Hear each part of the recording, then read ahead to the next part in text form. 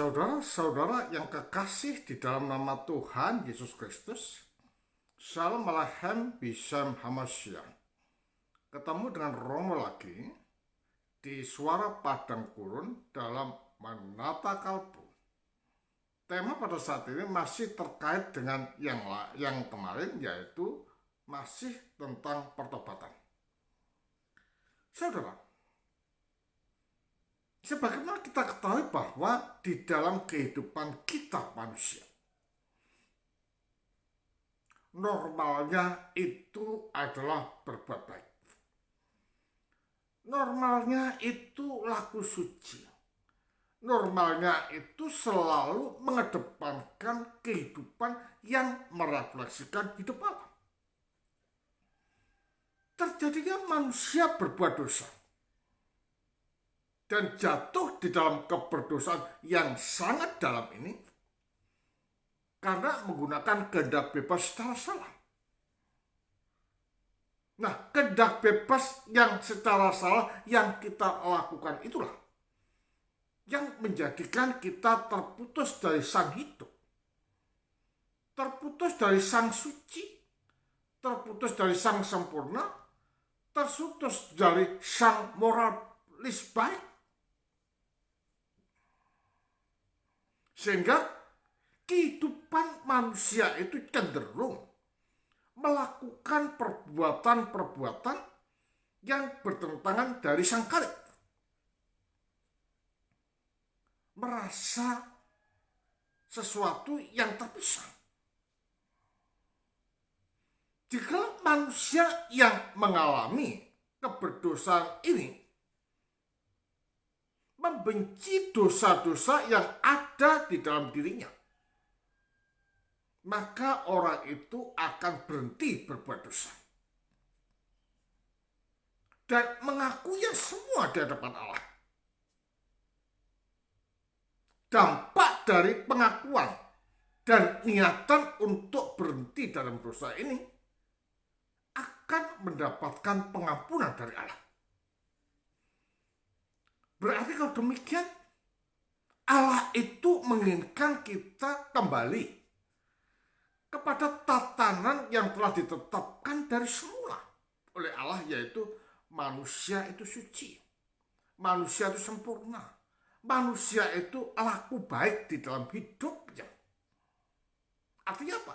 Artinya merefleksikan dan menerjemahkan hidup Allah di dalam kehidupan kita manusia.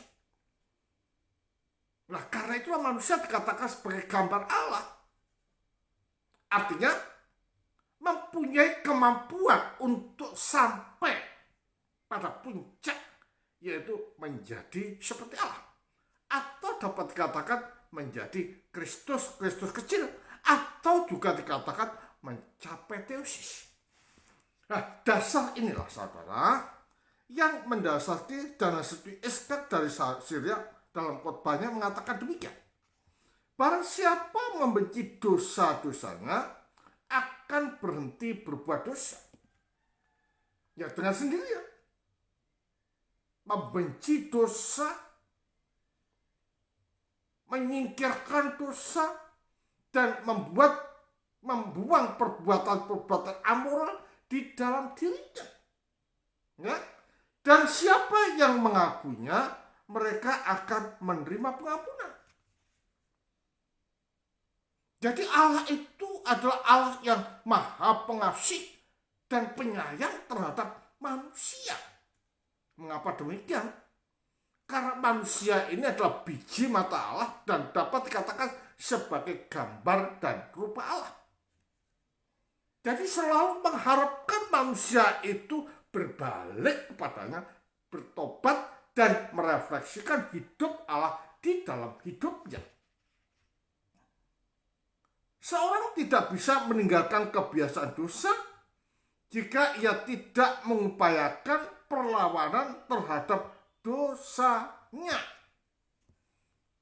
Jadi dosa harus dilawan, dosa harus diperangi, dan dosa harus dibuang di dalam kalbu kita. Caranya bagaimana? Untuk dapat mengalahkan dosa di dalam kalbu ini.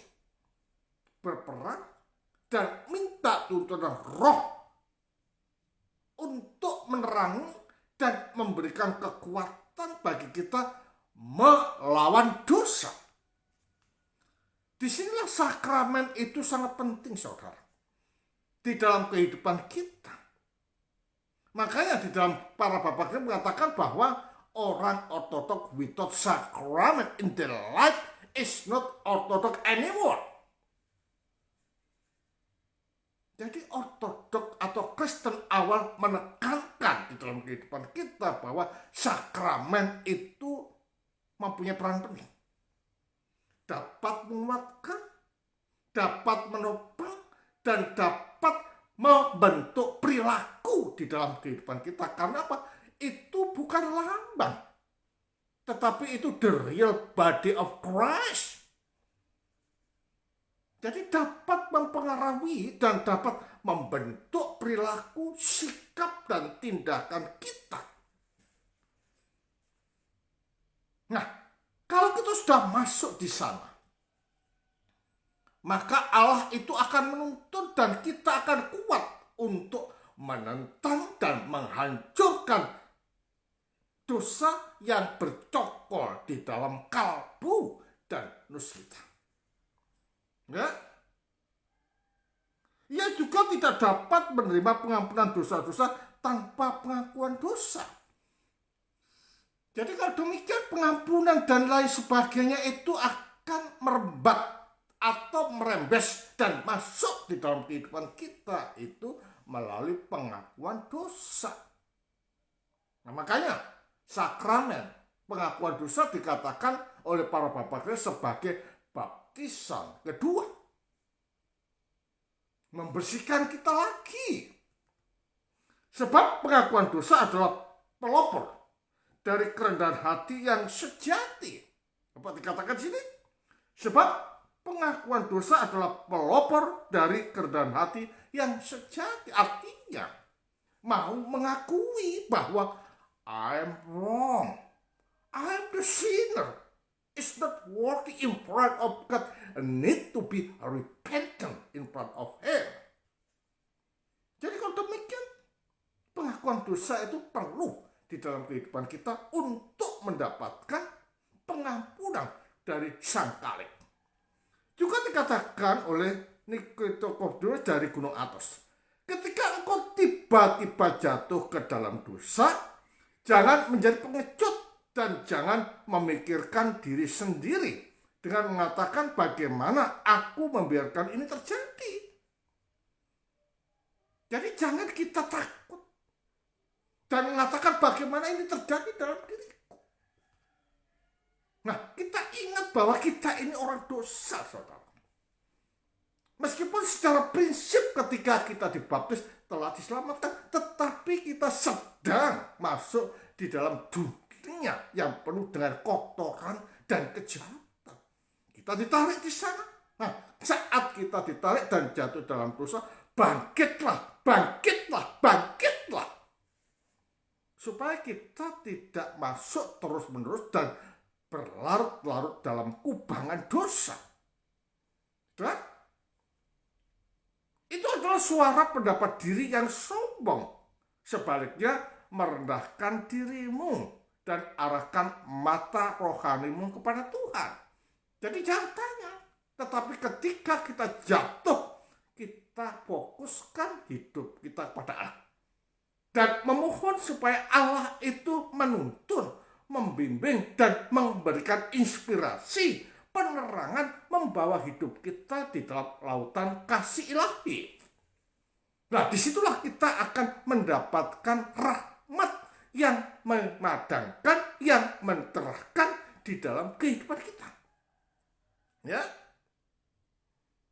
Dan mengatakan apalagi yang tidak bermoral ini, apalagi yang dapat diharapkan dari hamba, ya Tuhan, yang lemah dan tidak bermoral, ada kerendahan hati, merasa tidak layak dan merasa tidak bermoral.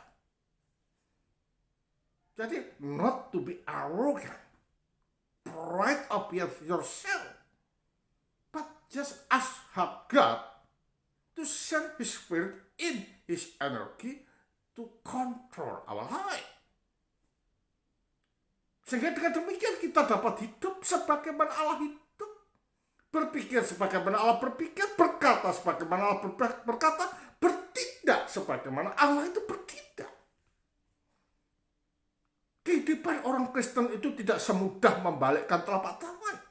Perlu humble. Dan jangan merasa bahwa diri kita ini beyond everything. Kita semua salah. Hanya Allah yang benar. Hanya Allah yang suci. Hanya Allah yang sempurna. Karena itu harapan kita hanya pada Allah. Lantas berterima kasih padanya bahwa dosa telah berhenti di sana dan mengakui jika bukan karena kebaikanmu yang berlimpah-limpah ya Tuhan, hamba pasti tidak akan berhenti pada saat ini, tetapi pasti akan jatuh ke dalam sesuatu yang bahkan lebih buruk lagi. Itulah kata daripada Nikodemus. Kerendahan hati menjadikan kita ini mau mengakui segala keberdosaan kita kepada Allah dan memohon Allah untuk senantiasa membimbing, menuntun. Disinilah pentingnya sakramen. Disinilah pentingnya sholat. Disinilah pentingnya kita selalu memohon dan meminta Allah melalui rohnya dalam energi membimbing, menguatkan kita. Nah, dasar inilah yang menjadikan kita mampu untuk memporak-porandakan dosa yang ada di dalam kalbu kita. Dan kita selalu rendah hati dan mencari kesalahan diri sendiri dan memohon ampun kepada Allah. Sehingga dengan demikian Allah berkenan untuk mengampuni dan membimbing kita kepada kesucian dan jalan-jalan Allah yang penuh dengan rahmat dan kesucian ini. Karena itu, be humble in yourself. In order to be able, we worthy in front of God. And God going to guide your life to the path of His holiness. Teruslah berjuang dalam kesucian dan pertobatan. Allah akan membimbing kita di dalam jalan-jalannya. Nun, Tuhan memberkati.